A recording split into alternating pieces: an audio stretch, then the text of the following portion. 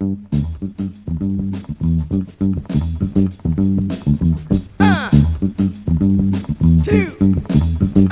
three.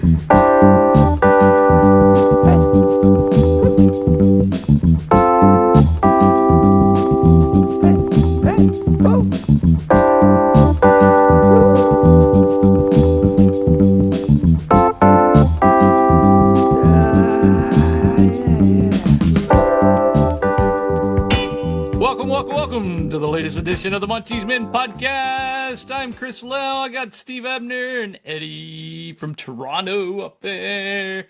Man, a podcast like 2 days after another podcast. What's going on with us, man? We are on fire. It's awesome. A post-Derby podcast, lots to talk about. We wanted to hop on and just kind of unpack everything that went on in that crazy match yesterday. And then there's some news today that was breaking. We found out who we're facing in the Europa League. And we've got a couple matches coming up before the World Cup. So a lot to unpack. We'll get right into it. Eddie, Steve, welcome as always. And how did you spend your Derby day? What was going on in you guys' life yesterday? Just trying to be as calm-minded as possible. It's the prime time slot. A lot of other derbies going on around Europe as well, so just waiting to see what La Liga had to in terms of representing their league. You know what I mean?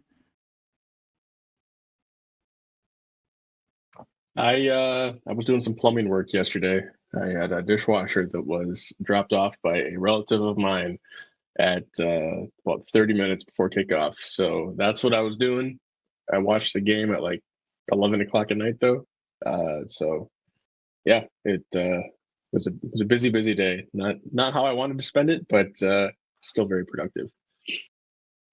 Nice. Sometimes life happens. It sounds like your dishwasher got a red card too. So your old one at least. I mean, it was from the mid '90s, so it was well past its expiration date. So oh man, can't complain there.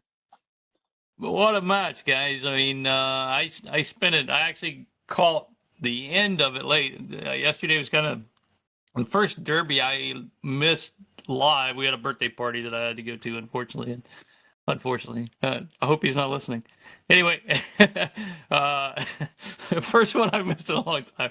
Not, I wanted to be somewhere else. Anyway, I got home like 82nd minute right after Gadelli scored, and got to watch the rest of it. And oh my God, I got a great 15 minutes there of football action because it went pretty late, and a lot of action in the last little bit. So, guys, I think there was 13 cards or something handed out by this ref yesterday, and three red cards. 2 deserving. 1 I thought was a little weak, but thank goodness it came because it did help us a lot in that match. So the first red card, what a dumb challenge by Montiel. I mean, just dumb. So late, studs up. I don't know what he was doing. I guess he wanted to get an early exit, get ready for the World Cup, because that's the only thing I can think of why the challenge came. And then he argued about it, like, man, I didn't do it. Come on, just walk it off, like Iglesias did. Like Panda knew what he did, and he walked right off. I mean, that was the only time Bettis has ever shown any class. Was during in that moment. So, talk about it. Jeez. Anyway, ton of yellow cards. Something that we've seen a lot from this team this year, just being really undisciplined, and I think we're the highest yellow card given team in the league right now. Like they've given Sevilla more than anybody else. And I'm fairly certain that's actually Betis, isn't it? Oh no, they're the most red carded. They're the most red carded team. They've had the most players. I think we're the most yellow carded team. I could look it up, but I'm almost positive that's true. Anyway, so and then Betis scores right after that. Like, well, they didn't really score, but Jesus Navas scored, but right after coming on the pitch. I mean, right, his first touch of the game. back of the net. That was just a fluke goal. I mean, Betis didn't score. Let's be honest. We scored on ourselves, and Bono could have probably done a little better there, right? I thought. Yeah. Yeah, I mean, it was kind of awkward from Navas too, but Bono could have done a lot better. He even got a hand on it. He just wasn't strong with it, so that's unfortunate. Yeah, definitely tough there. He made up for it later though. Made some great saves later. Some 1-on-1s where he took advantage and made up. Yeah, and then not too long after that, I mean, what was it? Like what minute was that? Fekir got it like in extra time there, 45 plus 2. Fekir gets the red card on Papu. Kind of trying to shield off Papu and caught him with an elbow. Eddie, I know what you think about it. You didn't like the call, right? No. I mean, I don't want to say they tried to even out the game because they even took a bit of a time to come to a VAR review. But I don't even think it was a yellow card. But in La Liga, things are different. So there's that. Yeah, Steve. I agree. I mean, I think it probably should have been a yellow card at most. I'm not complaining about it though. I mean, we needed it, and it gave us an advantage in the second half. Not that we did a whole lot with it, with that advantage in the second half, but yeah, I think Fekir is rightfully upset that he got sent off for that foul. Definitely got upset. Might have got a second yellow anyway because he was furious after that, and he might have got sent off anyway. It was weird. He stopped himself. I mean, he got angry for 1.2 seconds and like, you know what? It's not even worth it. That was kind of comical.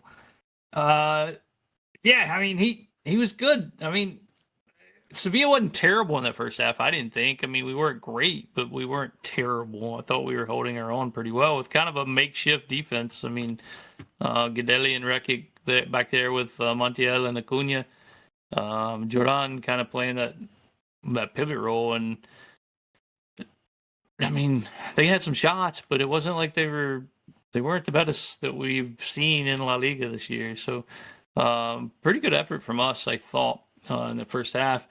Second half, right after halftime, we get the red card on Iglesia stepping on Jordan. Clear red card, no doubt about that in my mind at all. First, I thought Jordan was making a meal of it, and he did. Definitely did. But you see the replay, and it's like, oh my god, that was a bad challenge. Could have broke a guy's ankle there. So, but the fans definitely let Jordan know about it, man. No love lost there with the Betis fans. So, anyway, after that, game changed. Sevilla was losing the possession battle up until that point. Quickly shifted the rest of the game. Sevilla kind of dominated. Ended up with 22 shots on goal. 22 shots. I think 11 on goal or something like that. But didn't really test Bravo until late. Like Claudio Bravo for Betis there in their goal. Gudelli, we've seen it once before the season already, and this one was even greater, dude. Like, even further out, laser shot in the top corner, ties it up. Came out of nowhere, too, because, I mean, just... one thing that did kind of surprise me, he led us in shots yesterday, total shots at 5. Him and Nezri, he also had 5 shots, which I'm trying to think back where those were because I don't remember. There was like a header, maybe probably 2 headers. Yeah, he had 2 of them in really quick succession when he headed it and it hit the foot of the defender right in front of him, and then he headed it again right at the goalkeeper. That counts as 2. So, yeah. We also have to lead. We have to lead the league in shots on goalkeeper, meaning hitting the ball right at the keeper. Like, how many times have we done that here? Just shots on goalkeeper. I wonder if that's an official stat anywhere. I'm making it one. We're gonna start tracking it. The goalkeeper doesn't have to move. Yeah. Yeah. It just goes right to him. Anyway, man, and then just chaos from that point on. Gedalia ball off the woodwork, sorry, and then another just strike that Bravo saved. And wow, I mean, he just came to life there at the end, getting forward and just pelting it. So. Está fuera del área, se ha tenido que volver sobre sus pasos. Balón para el Papu, que era como el último, como el coche escoba para guiar al Sevilla. A ver si puede meter un balón dentro, un balón decisivo. Ahí está Gudel, le pega.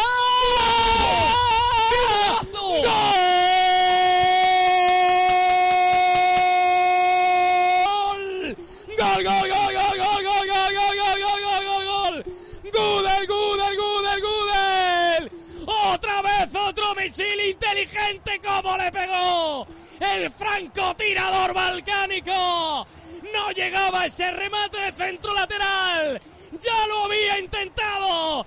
Y ahí está el zapatazo de Gudel. Otro latigazo desde muy lejos para meter al Sevilla en la lucha por el partido. Igualando por ahora y queriendo más. 82 de partido. Betis 1. Sevilla 1. Disappointing, I think. I mean, especially with the red cards and taking that clear advantage, going up a man with 45 minutes left in the game practically, including the extra time. So disappointing that we didn't get more, but a point where Betis is in standings and where we are in the standings is not on the road's not the end of the world. Not a bad result. Anything you guys want to talk about with the game? Anything that stood out? Sorry. I guess Eddie's on mute here, so I can go ahead. I think that it was fortunate that we had Fekir sent off, but it was unfortunate the timing of it. Because right before then, we actually pulled Rafa Mir off and put Jesus Navas on, because we were down a man and we needed to kind of bolster up that defense. And then, 45 seconds later, minute and a half later, something like that, Fekir goes off, and we're evened up, and we probably could have left Rafa Mir on, and we could have had more of an offensive mindset going into the second half.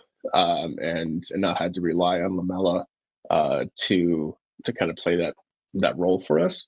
And I think that we would have had better luck with having Rafa Mir on late in the game than having to put on En-Nesyri and Dolberg. So I think it's kind of that part of it. I think is kind of unfortunate, and it's kind of one of the nuances of the game. Like you can never count on another player getting sent off once you're down a man. So I wouldn't have had Sampaoli change it, like his decision making. I'm not questioning the decision making at all. I just think it's kind of ironic that we make that decision and we're so quick to make the decision, and then it would have been fine had we not. I think that was interesting, but yeah, like you said, it's unfortunate we didn't do more with the man advantage for the last 43 minutes or something of regulation. But we grabbed a point on the road against our crosstown rivals, and this game lived up to the hype and the excitement and the drama that this game typically has. So no matter what the outcome of this game was, it was one that grabbed headlines. It was one that grabbed attention from across Europe, across the world. And I think that's really what I want to see most out of this game is the drama of the game. Obviously, you'd love to see the points and the moving up the table, but for me, this one's all about the rivalry, and this definitely delivered in that aspect. I think it definitely delivered. Sorry, do you want to add something to Chris? No, go ahead, Eddie. The only thing, and you can do this, I was going to ask you a question, Eddie, because I didn't get a chance to listen to your podcast the other day, but if you can add this onto your thought, whatever that's going to be. Steve talked about Rafa Mir, and I didn't think he played particularly great that first half, and they've been playing him in kind of a weird position out wide there on the right hand side, and not allowing him to really use his strengths, I don't think. And I wanted to just get your thoughts on that. What do you think about why Sampaoli keeps playing him out wide, and is he effective there? I guess is what I'd like to hear from you as well. I guess it's too early to say if it's effective, just because we weren't able to. I guess somewhat, because he was still able to get a few shots. I did mention it previously in that show, because it was the same thing against City. It's that same setup with Papu through the middle. But I guess it's just to get him and to get runs in between the fullback and center back, and perhaps have Papu be the first player to receive. If ever we receive the ball back from the press in the middle of the field, Papu will probably be in the mix instead of out wide, and perhaps not have that go to Rafa Mir, who's most of the time isolated up top. So I don't know. Defensively, I don't think it was too bad, but I can see him getting frustrated sometimes. But I mean, at least Sampaoli's trying to get something. At least he's playing him now. But overall, I think, like you said, Steve, the Derby had everything. But for me, it had everything except for a good game. I think it was dictated by the referee's decisions. But at the same time, I don't really have a problem with slow play. It's nothing wrong with slow play in terms of if you want to disrupt the opponent's rhythm or what have you. But it suffers when there's a lack of variation. So like if you don't increase the pace of play, it becomes very rudimentary, like we've seen with the previous manager. So that's what I was disappointed in. I like that we were able to assume control at Betis Stadium and kind of dictate the game, but I feel like Betis was just biding their time, because a few counters they got in that first half were better than the chances we've gotten all game. So yeah. I think eventually they were going to get the lead. It was a deserved lead. I mean, it was unfortunate how it went in, but I'm pretty sure Betis fans feel hard done by. They were a goal up, a man up, and then the end of the game with 2 men fewer, and it being a tie game. So, I mean, I'm not going to complain about that, but it for me, it takes away from the spectacle whenever I see a single red card. Not to mention 3, but in the way La Liga is refed, that it wasn't surprising that at least 2 of those were red cards. We know the Fekir one was some BS, but we even actually had a 4th red card too.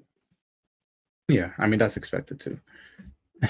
You say whatever with the myriad of things you could say in Spanish. I mean, I'm not surprised, but yeah, you even get yellow cards for going up for a header, so I'm not surprised there. But I think overall the game could have been better, but yeah, the red card took away from it. Not only that, I mean, all 3 reds were VAR reviews, so the ref didn't even make the decision. He had to rely on video assistant to exactly to go, and it just shows you how poor the refs are. I mean, I think the Montiel was obvious. You saw that. The other 2, well, we know we're all in agreement that that Fekir's is not a red card. Violent, sure, maybe, but that's just a yellow. Papu's short, so he's gonna be at elbow level no matter what. Anyway, but it's disappointing that all 3 of those had to go to assistant review, and 6 minutes at a time in the first half, 5 in the second. It just poorly managed overall by the ref, I thought. And Betis was wasting time like crazy in the second half trying to get the draw. They had to resort to that. I mean, had the tables been turned, we would have been doing the same stuff. Of course. Yeah, I mean, Montiel probably should have been a straight red without even going to yellow first. That was it looked pretty violent and it looked pretty obvious. Fekir, like you have both said, probably shouldn't have been a card. If at most it should have been a yellow. And then I think the only one that I'm okay with, like him not catching in the moment, was Iglesias's red, because that didn't look nearly as violent as it was until after you looked at it and you see where he stepped on the back of his calf. But sure. I mean, we've seen this with this ref in particular too for years now, and that's just kind of the fact of the matter. Like, that's what we live with in Spanish football. Didn't help that we had Gonzalez in the video review. Yeah, it's just like it was a double whammy yesterday. yeah. Double whammy, no pun intended on the name, I guess. To be fair to the referee, because I always like to make this point, it's a difficult game to referee, especially in the Derby. But because a lot of the things come from player reactions. I mean, if Papu didn't go down like that, perhaps the blood helped. But Jordan, if he didn't roll 60 times like Neymar would, what if he had just suddenly got back up, right? I mean, the same kind of thing got the previous Derby postponed, right? But if the players don't react that way, those calls won't get made in that same fashion. So I mean, you see that all over the place too. There was a Premier League match yesterday or on Saturday that one of the players got kicked in the face, didn't go down and didn't react at all in the box, and they didn't get a penalty for it because the play didn't stop and they didn't see it. Like, It's unfortunate. It's unfortunate that players are encouraged, and a lot of times they need to make a meal of it in order to get the calls to go their way. Yeah, Montiel probably could have gotten away. Yeah, Montiel probably could have gotten away with that tackle playing for River Plate, but over here it's a different attitude, man. Yeah. I just want to take a moment to shout out to Gadelli and Rekic too. I mean, Rekic, I thought he played really well in this match. You know, they did let him get behind a couple times, but Gadelli, by far, man of the match. Unbelievable game from him. Not only his offensive prowess there, but defensively, I thought he was excellent. And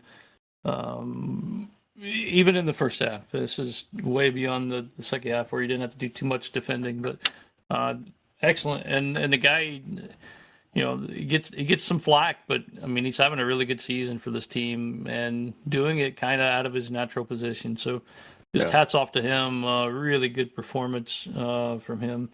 So, I mean, Sevilla, 1-1 draw there in the Derby. I mean, you got to take it. You got to. If you'd asked me before the game, I wasn't sure. I didn't know how it was going to go. Those games is just always a crapshoot.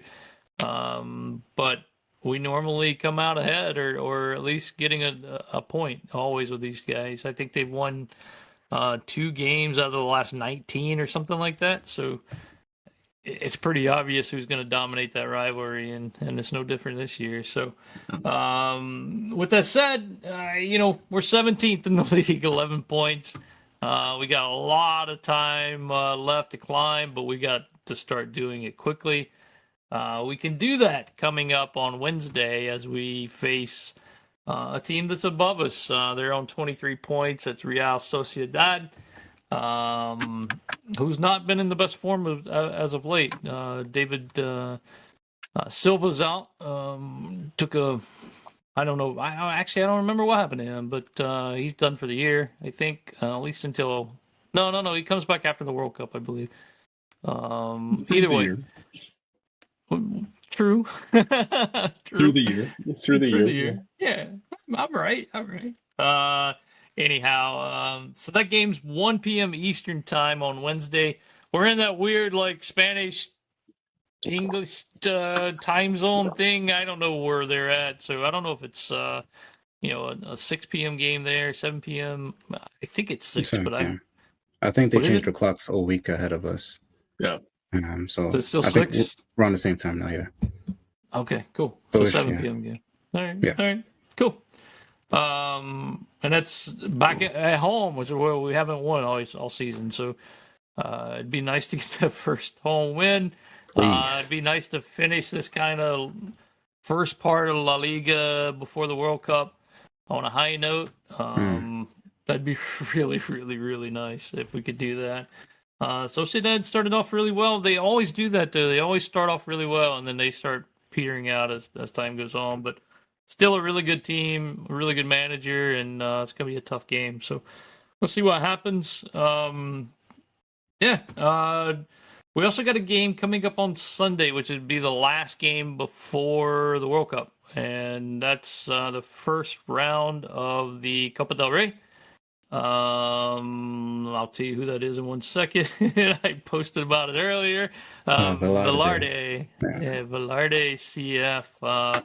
Team that's in kind of the north of Spain, kind of right near Santander, if you guys remember them in the league not too long ago. It's been a while, actually, now that they've been up top. But these guys, sixth division, never made it higher than fourth in Spanish football. So pretty minnows, if you will. Stadium seats about 2,000 folks. So I can't imagine the grass is going to be pristine. It's going to be a challenge there, but I mean, come on. You've got to win that match or it's going to be headlines everywhere. Sevilla is just, I can't imagine we lose this game, but we've seen it before, right? No, we have seen it before. Yeah, for sure. Maybe teams that were higher than that division, but I mean, not much. What was it? Lenny Ace? Lenner Ace? I forgot his name. They took us out as well. Wasn't that who it was? I know Mirandes. yeah. Yeah, that's who it is. There you go. I can't ever remember. I'm terrible at that stuff. And then some team that plays in green took us out last year, but I think there was some controversy there. I can't remember. Yeah, they reminded you. That's how uncouth they are. They can't just let it die. They had to remind you. It's so bad, man. So because they beat us once and 13 times, right? Now 14 times, but yeah, whatever, man. Let them enjoy that Copa trophy. It'll be a long time since they see another one. So, yep, it'll be like that the guy falling off a light pole pretty soon. That's how they'll crash down. Exactly like that. That was funny. Anyway, we also had the Europa League draw. Sevilla, of course, crashed out of the Champions League down into the tournament we know very well, as everyone knows. And we got a very interesting draw, kind of going back to where it all started for this team back in 2006 with the win in Eindhoven. And that's where we're going. PSV Eindhoven. We get to see our old boy Luke de Jong, and I don't know. That team's pretty good though, so we better be on our best behavior there because they've got some talent. If they can play together at the time, they've got some talent there. So tough draw. Did you see any other games you in that draw that's gonna catch your eye? Barcelona, Manchester United.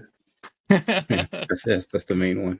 That's the main event, right? Like, yeah. And that came out like immediately. It was like Barcelona, Man U. Everybody, the TV folks were happy right there. That made their numbers. That made the numbers. Yeah, should be interesting. So that is a two game tie, right? Yep. Home and away. And I don't know. Yeah, so we're at home first, and then we go away to Eindhoven. But I think there are many decent teams in that draw that we could have gotten. So yeah, none of them are going to be easy. So it's a knockout knockout tournament. Anything can happen. I mean, just like Copa del Rey, like anything can happen. It's intense, and that's why we play the game. That's why we like it. Yeah, but the field is much deeper than in previous seasons, I think. Yeah, it seems like a lot more tougher squads here. Yeah. Names that everybody would recognize looking at, Nothing really stands out as who's that, Mm-hmm. like in previous years. Maybe it's because we were in Europa so much that we know all the teams now. Yeah, right. That too, yeah. Maybe that's what it is. Anyway, that game's 10 a.m. Eastern time on Sunday, I believe. 10 or 10:30 this coming Sunday, the 13th of November. Hard to believe we're already in November. Hard to believe we're almost World Cup time. I know. Unbelievable. It's getting harder and harder to get jazzed up about this team that's playing poorly when we got the World Cup coming up here. Like, gotta try and keep the focus on Sevilla for a while. Exactly. Just to take a moment, just to shout out to our women out there. The Sevilla women's been kicking some butt the last couple games, winning 5-0 this weekend and 5-0 against Villarreal the previous match day. So putting some numbers on the board there. I think they're third in the league in goals scored. at 16 goals. I think they've scored this year so far. Wow. Puts them tied for like third. I mean, there's some teams pretty far north of them there, but a few were tied at like 17 or something. But anyway, putting some goals in the back of the net. I watched a little bit of that game, and there's some quality there. Definitely some quality. Some good goals scored as well. We don't want to talk about Sevilla Atletico that continue to slide and lost another match. I don't know what's going on there. The team's got too much talent to be having this many issues. I don't know what's going on. Maybe they don't. Maybe they don't. That's right, Eddie. Maybe they don't. I mean, a lot of the talent they had last year got loaned out because they didn't want them playing in the even lower division. So they're still technically on the roster and on the payroll, but they're not actually playing for him. So yeah, good show. With how difficult it is to find results and actually watch those games or find highlights for those games, it's I think it's pretty easy to gloss over them. And Eddie and I did that last week when we recorded last. It was just like, there's not really a whole lot to talk about because we don't really know what's going on. So yeah. You can find the games on YouTube, but it's challenging. They're always early, and the highlights are hard to come by, as you said. Yeah. So it is what it is. Guys, we are doing a giveaway over on Monchi's Men. We partnered with a company called. We didn't really partner. They asked us to help them out, so we definitely did that. They're partnered with Sevilla directly. Let me get that right. Make sure I don't misquote. And then a lot of other La Liga teams like Atletico Madrid. I think they're actually hooked up with Betis now. I don't know who else they've got there in La Liga, but and then some other clubs like Roma and who knows? They got a ton. Anyway, and they're also going directly with some players like Denny Alves is going to have a personal collection on there later that you can bid on some of his mementos and that sort of thing that he's going to auction off. So pretty cool app. The app's called Memento Market. The company itself is called Athletic Club Memento. Anyway, so, to celebrate the Sevilla FC partnership with Athletic Club Memento, they're giving away a match-worn shirt, an Oliver Torres match-worn shirt. So that was from the Real Valladolid game that was back in August. All you have to do is sign up on the Memento Market app and then post your username over in the thread that's pinned on Monchi's Men. It should be at the top as soon as you come in. So the entries are good until November 9th.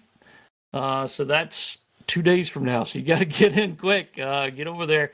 Right now, there's only like 7 people signed up. So your chances of winning is pretty damn good. So you might want to get over there and get you a match-worn Oliver Torres shirt. That'd be awesome. Definitely one of our players of the year.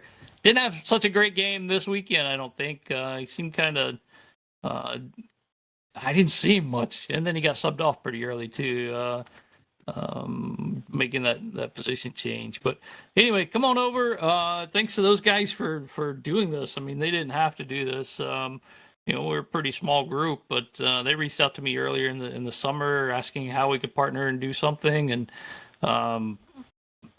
sure, why not? I mean, the guys seem like a good group of guys, and the app is really cool. So check it out. You can bid on, match-worn shirts, issued shirts, that sort of thing. And they're actually not going for too much money out there, like €200 for a match-worn Jesus Navas shirt. Come on, that's pretty good.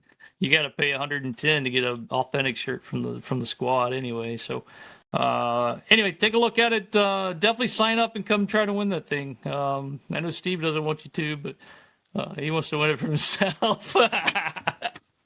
But anyway, it's coming up. Hurry up.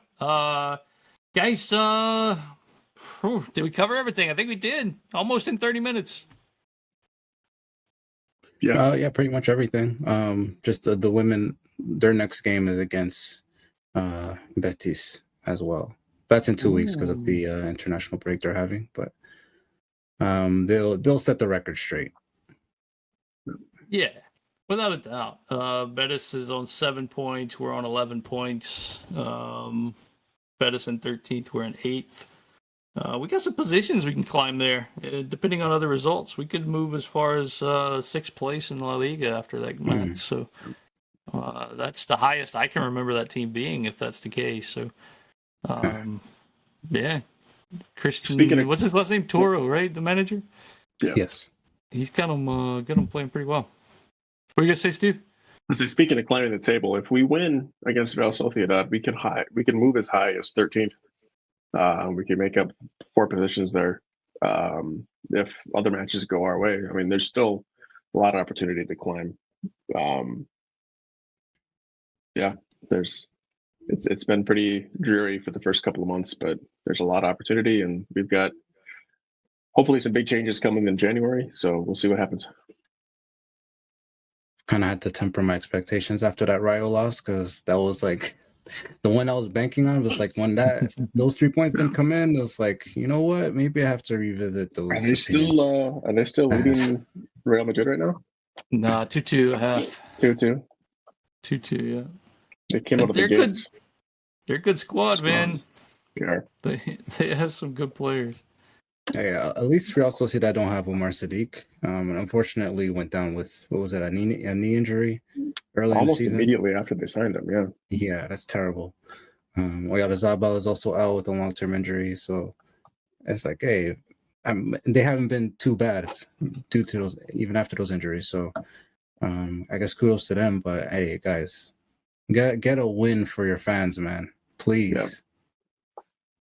I said on the forums, if we win against Real Sociedad and we win in our first round of Copa del Rey, it'll do a lot to placate a lot of fans going into the World Cup break. But if we lose to Real Sociedad and we, God forbid, we lose or don't play convincing in Copa del Rey against inferior competition, it's just going to be, it can be pissing and moaning all the way through the World Cup break, and we're not going to be fired up for this team coming out of that break. So there's a lot on the line in these last 2 games before we kind of hit the pause button.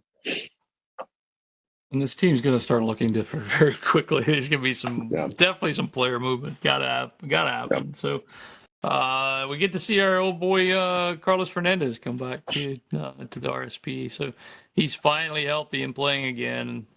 Be good to see him. Hopefully he doesn't score. He did that on us one time. So let's not do that. Anyway, guys, been great talking with you guys again, especially after a successful derby there.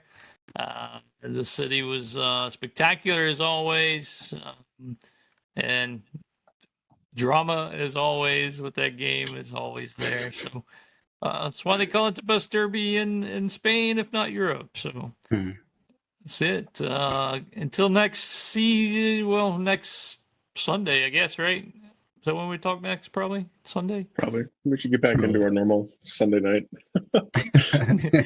until the World Cup. Yeah, until the World Cup.